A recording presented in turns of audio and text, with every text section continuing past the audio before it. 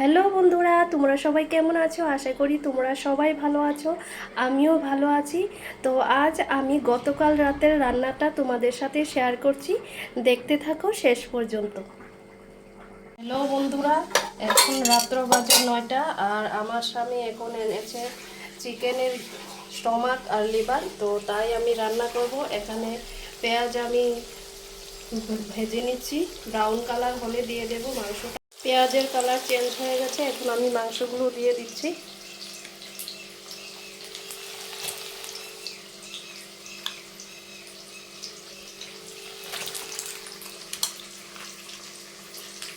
Stomach আর liver আজ রাতে আমি রান্না করছি চিকেনের।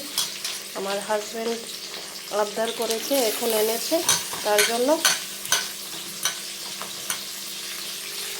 দিয়ে দিলাম। তারপর আমি দিয়ে দিচ্ছি রসুন এবং পেঁয়াজের বাটাটা। এখানে আছে কাঁচামরিচ বাটা, তা দিয়ে দিচ্ছি। বন্ধুরা, দিয়ে দিয়েছি আমি সবগুলো গুঁড়োমরিচ, সাথে মশলাটা, সাথে নুন। এখন আমি একসাথে করে মিশিয়ে দিচ্ছি মাংসটার সাথে। তো বন্ধুরা, এখন আমি সবগুলো মশলার সাথে একদম মাংসটা মিশিয়ে নিচ্ছি। তারপর আস্তে আস্তে আমি ভেজে নেব।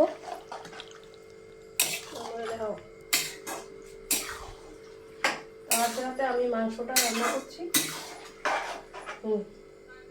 তো বন্ধুরা, এখন আমি আগে গরম মশলাগুলো বেটে নিচ্ছি। গরম মশলা আছে এখানে, দেখো, এলাচি আছে, দারচিনি, তারপর আছে লং, তারপর আছে গোলমরিচ। তো এখন আমি এগুলোকে আগে বেটে প্রিপারেশন করে রাখছি।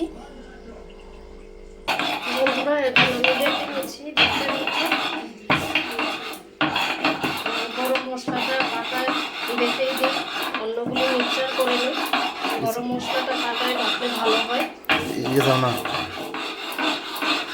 বন্ধুরা, তোমরা কারা কারা এখনো পাতায় বেটে রান্না করো আমাকে অবশ্যই জানাবে। আমি মাঝে মাঝে পাতায় বেটে করি, আর বেশিরভাগ সময় করে ফেলি মিক্সচারে।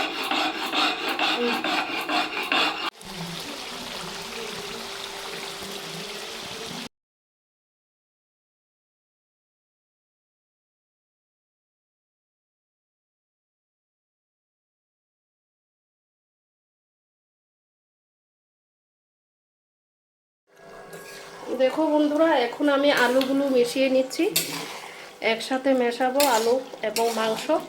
তারপর আরেকটু করে নেব, তারপর একটু জল দেব, হয়ে যাবে। বন্ধুরা, আমি অ্যাকচুয়ালি এই মাংসটা তেলের উপরেই রান্না করছি, তার জন্য জল পরিমাণ মতো অনেকটাই কম দেব, তোমরা দেখে নাও।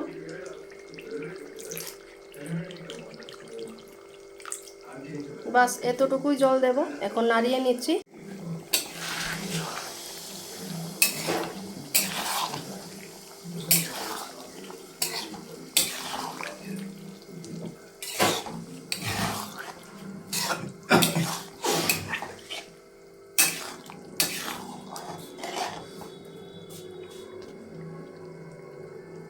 বেটে রাখা গরম মশলাটা এখন আমি দিয়ে দিচ্ছি।